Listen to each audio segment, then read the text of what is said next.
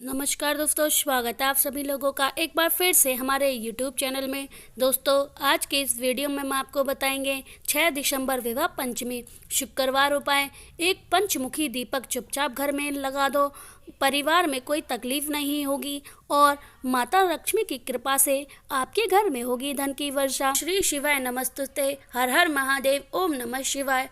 अब सबको पता है कि आज है 6 दिसंबर यानी कि विवाह पंचमी का बहुत ही प्यारा सा दिन। यह विवाह पंचमी पर बहुत प्यारी सी होती है, जो कि मार्गशीर्ष महीने के पहले शुक्रवार के दिन मनाई जाती है।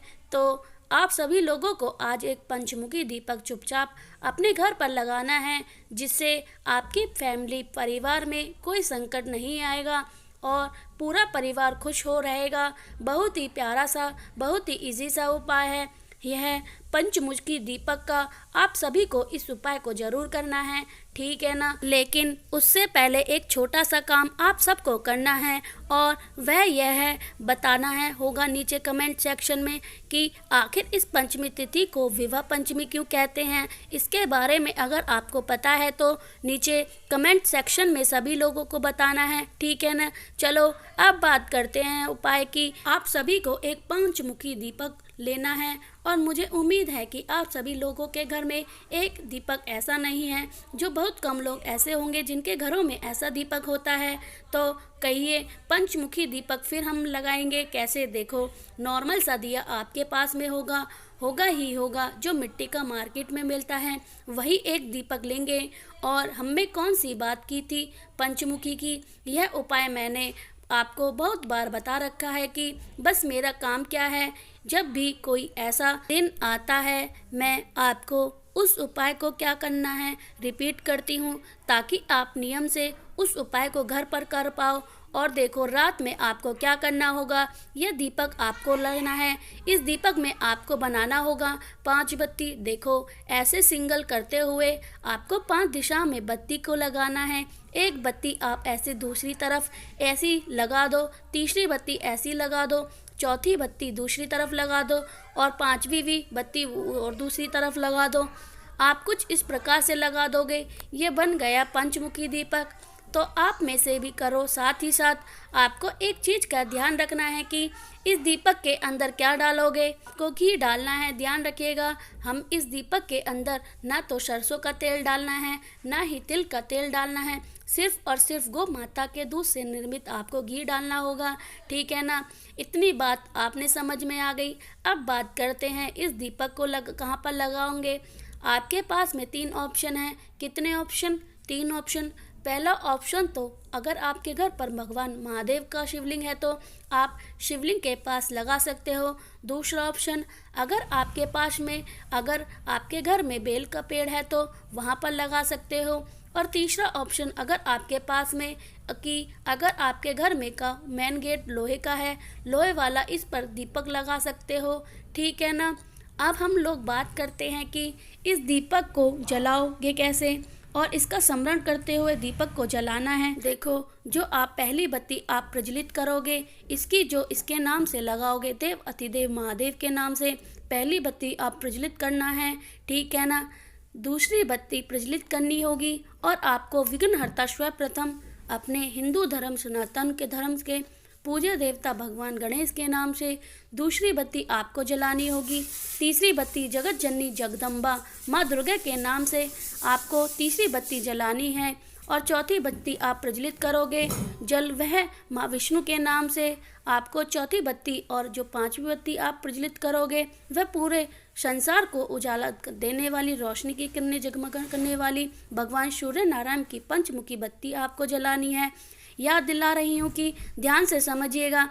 पहली बत्ती आपको जलानी होगी भगवान शिव के नाम की, दूसरी बत्ती भगवान गणेश के नाम की, तीसरी बत्ती माँ दुर्गा के नाम की, और चौथी बत्ती भगवान विष्णु के नाम की, और 5वीं बत्ती भगवान सूर्यदेव के नाम की लगानी है। अगर आपको ध्यान है होगा कि यह 5 नाम बोलने हैं, यही वो 5 नाम कौन से होते हैं, इन्हीं को तो बोला जाता है शिव पंचायत। माने तो नहीं माने तो यही शिव पंचायत स्मरण करते हुए जो भी व्यक्ति पंचमी तिथि खासकर विवाह पंचमी पर अगर इस दीपक को प्रज्वलित करता है तो उसकी फैमिली परिवार में कभी कष्ट नहीं आता और उसका पूरा परिवार हमेशा खुश रहता है।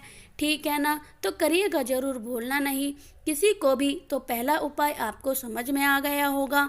आगे बढ़ते हैं इस वीडियो में हम लोग अपने दूसरे उपाय की तरफ। और यह जो दूसरा उपाय होगा वह तो लोगों ने प्रेम को स्थापित करने के लिए, तो अब दो लोगों में प्रेम, चाहे वह पति पत्नी का हो सकता है, चाहे वह भाई बहन का हो सकता है, वह चाहे माता पिता का हो सकता है, किसी के बीच में अगर आपको प्रेम की स्थापना करनी हो, कोई भी इंसान आपके घर में जो पूरा लड़ाई झगड़ा करता है दिन भर घर में और उसके बीच में प्रेम ही नहीं होता, तो आप सभी को इस उपाय को करना है। इसके लिए एक छोटा सा काम करना होगा। यहाँ पर आपको एक सिक्का लेना है। कितने रुपए का? 1 रुपये का। जरूरी नहीं कि 1 रुपये का सिक्का लेना है। आपके घर में 1 हो, 10 का, 5 का सिक्का हो या कितना भी सिक्का हो, मतलब कहने का मतलब है कि कोई भी आपको 2 सिक्के लेने हैं। ध्यान रखिएगा, कोई भी 2 सिक्के लेने हैं। अब जैसे 1 का सिक्का आपको लेना है या दूसरा सिक्का आपने लिया है, तो दूसरे को सिक्के को आपको इसी सिक्के के ऊपर क्या करना है? रख देना है। जैसे मैंने आपको यहाँ पर बताया है, आपको दूसरा सिक्का इस पहले के ऊपर रख देना है। न रखने के बाद इन दोनों सिक्के को उठाकर और पहुँच जाना है कहाँ पर? महादेव के शिवलिंग के पास में करोगे। वहाँ पर उपाय आपने घर पे करना है। अब यहाँ पर पहुँच जाना है। पहुँचने के बाद भगवान शंकर के शिवलिंग के पास ही एक सिक्के के ऊपर 2 सिक्का आपने लिया है।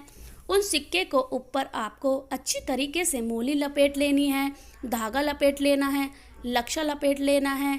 ऐसे लपेट होगा, 2 सिक्के हैं आपस में क्या होगा? चिपक जाएंगे। मेरी बात समझ में आ गई? फिर आप इस सिक्के को उठाकर महादेव के शिवलिंग के पास लेकर जाना है और उनके शिवलिंग के ऊपर रखना नहीं, बल्कि 7 बार आपको घुमाना है। किसका स्मरण करोगे? जब 2 लोग प्रेम की स्थापना करोगे, लड़ाई झगड़ा खत्म करना है, तो आप एक ही नाम याद आता है, महादेव, और वह नाम होता है आशुतोष महादेव। कौन से नाम? आशुतोष महादेव के नाम से आपको उस सिक्के को घुमा लेना है 7 बार। और घुमाने के बाद आपके घर के आसपास में कोई भी सा पेड़ ना हो तो वृक्ष हो, उस वृक्ष के नीचे अगर आप दबा दे कर चले आते हैं तो आपके घर में हमेशा प्रेम स्थापित होगा। कभी भी आपके घर में लड़ाई झगड़े का माहौल नहीं होगा। और जो 2 लोग आपके घर में प्रेम नहीं होते तो आपस में प्रेम जरूर बढ़ेगा। चाहे वह प्रेम, बार बार कह रही हूँ, जरूरी नहीं कि वह प्रेम सिर्फ पति पत्नी का ही होता है, भाई बहन का भी प्रेम होता है, माता पिता का प्रेम भी होता है। जिनके बीच में प्रेम को आपको स्थापित करना है, आप इस उपाय को करना है। ठीक है ना? समझ में आ गई मेरी बात? आगे बढ़ते हैं पंचमी तिथि के सबसे फेमस, सबसे प्यारे से उपाय, जो कि हमारा तीसरा उपाय है। इसकी बात हम लोग करेंगे, लेकिन एक छोटा सा काम कर दीजिएगा, जल्दी से वीडियो को लाइक कर दीजिएगा। जिसने अभी तक चैनल को सब्सक्राइब नहीं किया है तो चैनल को सब्सक्राइब जरूर करिएगा। ठीक है ना? चलिए आगे बढ़ते हैं। अब इस वीडियो के हम लोग तीसरे उपाय की तरफ। इस उपाय के फायदे क्या होंगे इच्छा पूर्ति के लिए?